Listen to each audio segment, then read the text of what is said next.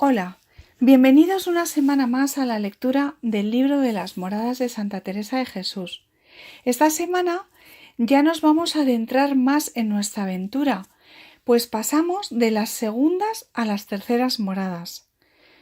Vamos, como vemos, avanzando por las estancias del castillo y estamos cada vez más cerca de la estancia central, donde habita nuestro Rey el Señor Jesús. Hemos pasado ya las luchas tan fuertes como recordáis de las segundas moradas.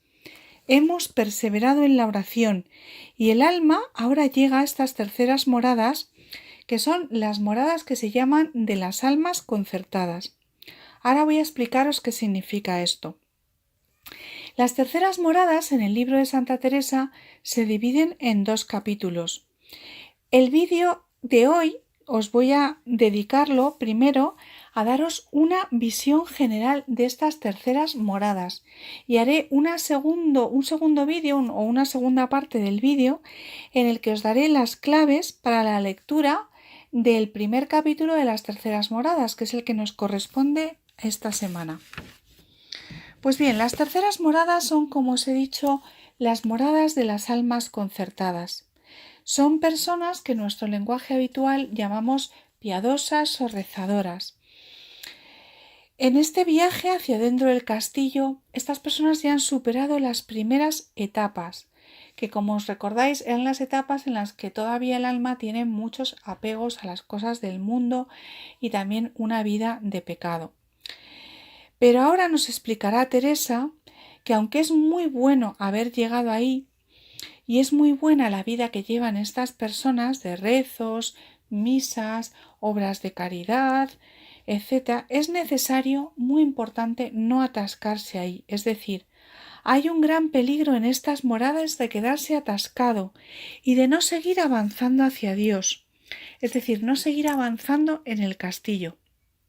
Podríamos decir que la persona en lo exterior ya está muy dedicada a Dios, pero su transformación aún ha sido muy superficial. ¿Por qué? Pues porque en su interior hay todavía mucho egoísmo, soberbia y sobre todo hay una búsqueda en su vida de oración muy grande de su propia satisfacción. Aunque ahora ya no busca la satisfacción en los placeres del mundo, pero sí busca los gustos en la oración, los gustos que da Dios. Y ahora todavía hay muy poco amor verdadero al Señor y capacidad de entrega profunda a Dios en la cruz. Es decir, hay muy poco amor por la cruz.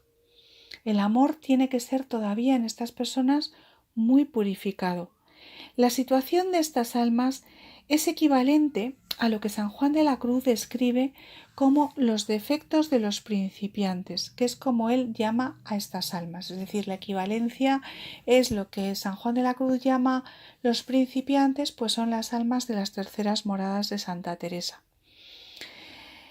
San Juan de la Cruz describe, esto os lo cuento porque San Juan de la Cruz describe con todo detalle y con mucha perfección todos estos fallos que tienen estas almas, y lo hace en un libro que yo os voy a recomendar que lo busquéis y lo leáis porque merece la pena.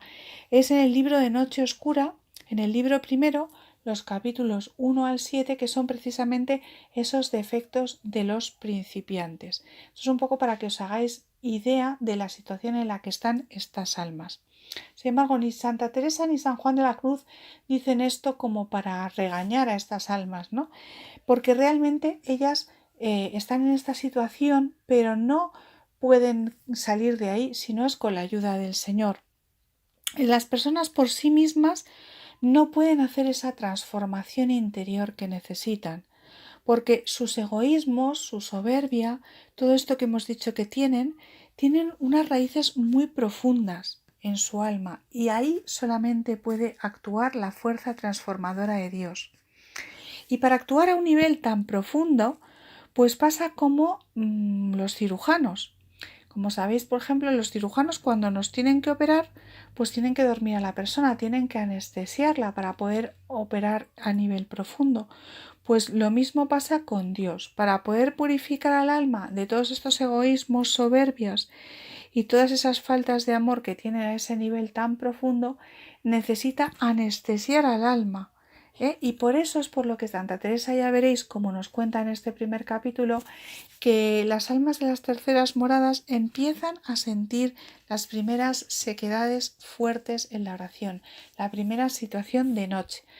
Fijaros, normalmente las almas cuando llegan a las terceras moradas, después de estas luchas tan grandes que han tenido en las segundas moradas, es como si atravesaran un cuello de botella y cuando dijéramos traspasan la puerta y ya entran en estas terceras moradas, pues al principio es todo maravilloso, sienten una sensación pues mucho de sentirse muy a gusto, de tener pues muchos gustos. Es lo que es una especie de luna de miel con el Señor, ¿no? Pues las personas gozan muchísimo de esa vida piadosa que tienen, ya no tienen ganas pues ni de ir de compras ni de ir al cine, ¿no? Sino que todo es ir a adorar al Santísimo, ir a rezar el rosario, ir a hacer todo lo que le sale del corazón, ¿no? Y todo eso es muy bueno y el Señor le está dando esta luna de miel para atraerlas, para llevarlas hacia Él, ¿no? Es lo que San Juan de la Cruz nos explica como una madre, lo pone el ejemplo como una madre que da de mamar a su hijo, ¿no? Que le está dando pues muchísimos consuelos y muchísimos gustos para atraerle hacia él. Pero cuando pasa un tiempo, que es muy variable de una persona a otra, o sea, una persona puede estar en este estado unos meses y otro puede estar años, ¿no? Pues ya le empieza a hacer sentir sequedades, es decir, le hace pasar a la noche del sentido primero y después a la noche del espíritu. En la noche del sentido es aquella en la que se purifican los apetitos sensoriales, ¿no? Porque el alma que estaba acostumbrada a todos los placeres del mundo, pues aunque en principio pues se haya alejado de todo eso, pues está ahí y hay que purificarlo, ¿no? Y en la sequedad en general, para explicar lo que es la sequedad o la noche, pues os diré que es una situación en la cual la persona no siente nada en la oración. Es decir, siente que no puede rezar, que no le sale nada, que no siente absolutamente nada. En estos dos capítulos de las terceras moradas, Santa Teresa va a dar muy buenos consejos para las almas de las terceras moradas, que son muchas, y ella misma nos lo dice en el capítulo primero, en el punto número 5, nos dirá que hay muchas personas, muchas que llegan a esta situación en el camino de la oración. O sea, muchos llegan aquí, también bastantes llegan a las cuartas moradas y lo que ya llegan muchas menos es a las quintas, sextas y séptimas moradas, ¿no? Pero a las terceras llegan muchas almas. Estos consejos los vamos a ir viendo detenidamente en los dos próximos vídeos, el de esta semana que dedicamos al capítulo 1 y de las semanas siguientes que dedicaremos al capítulo 2. Pero yo os voy a dar un anticipo de los 4 principales consejos que nos va a dar la Santa en estas terceras moradas. El primero de todos es ir más adentro, es decir, lo primero que nos dice la Santa es que no nos paremos, que no nos tenemos que estancar. Cuando lleguemos a estas moradas no se puede uno quedar así en esta situación el resto de su vida sin avanzar, porque eso es lo que le pasa a la mayoría de las almas que llegan a las terceras moradas. Hay que seguir adelante en la aventura, sin miedo. Hay que seguir avanzando hacia Dios y no hay que conformarse con quedarse ahí, no hay como que apoltronarse en las terceras moradas. El segundo consejo que da es la entrega total a Dios. Es aquí, en estas moradas terceras, en las que el Señor ya reclama de una forma clara la entrega total. Es necesario esa entrega total para poder pasar a las estancias siguientes. Y voy a recalcar que se lo pide a todas las almas, porque no solo se trata de que aquí en estas terceras moradas muchas veces ocurre, que es cuando las almas reciben la llamada pues al sacerdocio o a la vida consagrada. Es decir, muchas almas de estas terceras moradas son las que en un momento dado pues descubren una llamada de Dios pues a la vida religiosa o al sacerdocio, es decir, a una entrega exterior total a Dios, sino que también la llamada es para todos porque es ante todo una llamada interior, es algo más profundo. Por eso, como veis, en el vídeo de la semana pasada del curso que estoy haciendo de oración teresiana, ese vídeo que se titulaba ¿Cómo ser feliz? Ríndete a los pies de Jesús, que es el vídeo de ¿Quieres ser feliz? El número sexto, pues también hablaba precisamente de esto, de la necesidad de esa entrega total para poder seguir avanzando en el camino de la oración, que hay un momento en el cual dijéramos que es necesario esa entrega y que el Señor nos lo pide a todo, también a las personas casadas, pues sea cual sea la vocación a la que cada uno nos llama, todos le pertenecemos a Él por completo y todos estamos llamados a llegar al centro del castillo, es decir, al matrimonio espiritual. El tercer consejo que nos da Teresa a estas almas es la práctica de la humildad. Es muy importante para pasar a las moradas siguientes que el alma practique la humildad a un nivel muy profundo. Fijaros, estas almas concertadas de las terceras moradas que hacen tantos actos de piedad, tantos actos de caridad, pues normalmente les cuesta ser humildes. Y aunque hagan actos exteriores de humildad, que se esfuerzan en hacerlos, como pedir perdón o elegir los sitios peores, etc., pero en el fondo estas almas se creen buenas. Como dirá Teresa, ya veréis cómo nos lo dice, se creen canonizables, ¿no? Y les falta mucho para avanzar en la humildad, que como nos dice Teresa de Jesús, la humildad es andar en verdad, es decir, les falta tomar conciencia de cuánto les queda y de lo poco que son, ¿no? Y de lo mucho que les falta para ser santas. El trabajo en la humildad es muy importante. ¿Y por qué es tan importante? Pues porque al trabajar la humildad, pues nos vamos, dijéramos, haciendo pequeños y dejando que Dios se vaya haciendo cada vez más grande en nosotros y actuando más en nosotros, que eso es lo que necesitamos para avanzar en el camino espiritual. Y el cuarto consejo que nos dará Teresa es un consejo fundamental, la confianza total en Dios.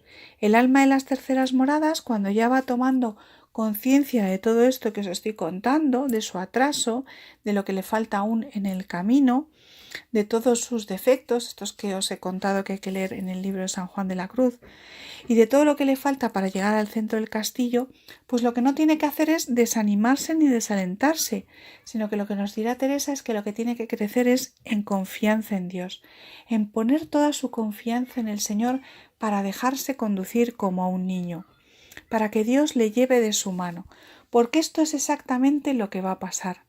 Fijaros, como ya os conté en uno de los primeros vídeos de esta serie, las terceras moradas son en la última etapa, la última morada dentro de la etapa ascética. Hemos dicho que la etapa ascética es la etapa en la que predomina la acción del hombre, mientras que en la etapa mística predominará la acción de Dios.